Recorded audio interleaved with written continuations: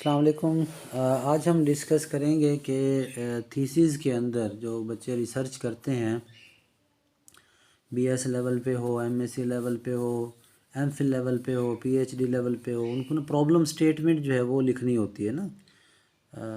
Literature के बाद जो है वो प्रॉब्लम स्टेटमेंट जो है वो लिखनी होती है, तो उनको समझ नहीं आती है प्रॉब्लम स्टेटमेंट क्या होती है। अक्सर बच्चे जो है वो क्वेश्चन करते हैं कि सर प्रॉब्लम स्टेटमेंट के बारे में बता दें कि प्रॉब्लम स्टेटमेंट जो है वो क्या होती है। तो मैं यहाँ पर आज डिस्कस करूँगा कि प्रॉब्लम स्टेटमेंट जो होती है वो आपका वही टॉपिक होता है जो आपने सेलेक्ट किया होता है, और उसकी आप जो है वो रीज़न लिख रहे होते हैं, उसके बारे में बता रहे होते हैं कि आपने वो क्यों सेलेक्ट की, कैसे सेलेक्ट की। उसकी जो आप रीज़न देते हैं उसका बताते हैं कि उसकी वजह क्या थी, आपने इस टॉपिक को जो है वो स्टडी किया, क्यों स्टडी किया, नीड क्या थी इसकी स्टडी करने की, क्या इस पे पहले काम नहीं हुआ हुआ था, काम था, जो भी है वो सारा आप वही अपने टॉपिक को बताते हैं। आपके स्टडी वेरिएबल्स जो होते हैं उस प्रॉब्लम स्टेटमेंट के अंदर, आपके टॉपिक के अंदर जो वेरिएबल ऑफ द स्टडी होते हैं उनकी आप करंट नीड बताते हैं कि आपने ये टॉपिक क्यों सिलेक्ट किया। तो इंडिपेंडेंट वेरिएबल जो थे, आपके डिपेंडेंट वेरिएबल थे, वो आपने कैसे सिलेक्ट किए, क्यों सिलेक्ट किए। तो उस रेफरेंस से जो है मैं आपसे बात करूँगा। तो मैं आपको एक थीसिस का जो है वो प्रॉब्लम स्टेटमेंट दिखाता हूँ। वो आप देखें, आपको जो है वो बेहतर उससे जो है वो पता चल जाएगा कि भाई कैसे आप प्रॉब्लम स्टेटमेंट जो है वो लिखते हैं। ये एक प्रॉब्लम स्टेटमेंट है, यहाँ पर problem statement of the study. इसमें हम देख सकते हैं कि after an in depth study of the literature in relation to the prevalence of mental health problem among university student, a gap was identified। अब ये देखें कि प्रॉब्लम स्टेटमेंट जो भी होती है, जो भी आप टॉपिक सेलेक्ट करते हैं, हम तो यहाँ स्टूडेंट की ये प्रैक्टिस है यहाँ पर कि वो टीचर के पास आते हैं, सर टॉपिक दे दें, टॉपिक दे दें, टॉपिक दे दें।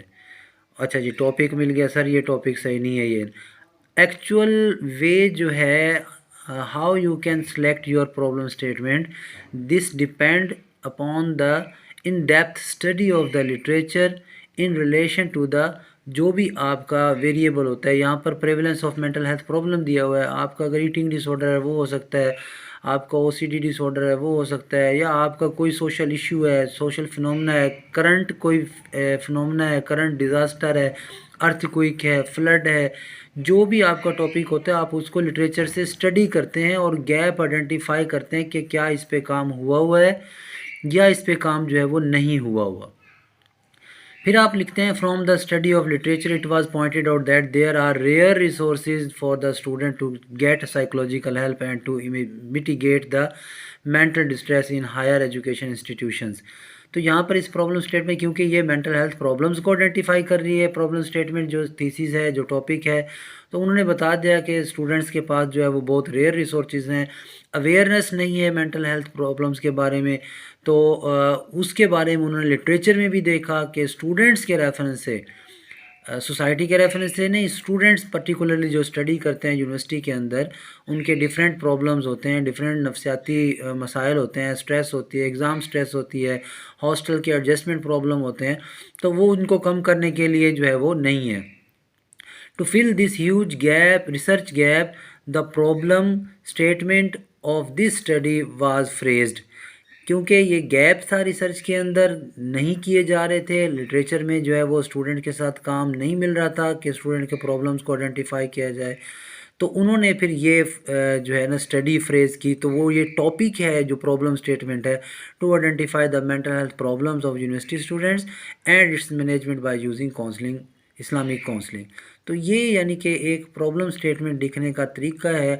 हम खुद से प्रॉब्लम स्टेटमेंट नहीं लिख रहे होते, हम लिटरेचर की सपोर्ट से, लिटरेचर की इन डेप्थ स्टडी के बाद गैप आइडेंटिफाई करके फिर हम बताते हैं कि इस गैप को फिल करने के लिए जो है हमने ये प्रॉब्लम स्टेटमेंट जो है वो डिज़ाइन की और इसको स्टडी किया, इनके वेरिएबल को स्टडी किया। देखिए, एक लिंक होता है टॉपिक का, आपके इंट्रोडक्शन का, आपके ऑब्जेक्टिव का, आपके हाइपोथेसिस का, आपकी प्रॉब्लम स्टेटमेंट का, आपकी रैशनल ऑफ स्टडी का, और मेथड जो आप अडॉप्ट करते हैं, फिर रिजल्ट्स का, फिर डिस्कशन का, और फिर कंक्लूजन का। ये सारा एक रिदम होता है रिसर्च के अंदर।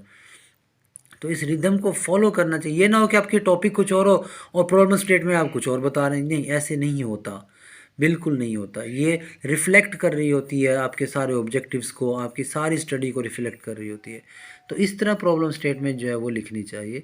तो ये मैंने आपकी गाइड के लिए, स्टूडेंट की गाइडलाइन के लिए एक थोड़ी सी वीडियो बनाई है। इसको लाइक करें, शेयर करें, ताकि दूसरे स्टूडेंट्स भी इससे जो है वो इस थोड़े से जो कॉन्सेप्ट मैंने दिया इससे फ़ायदा हासिल कर सकें। Thank you very much.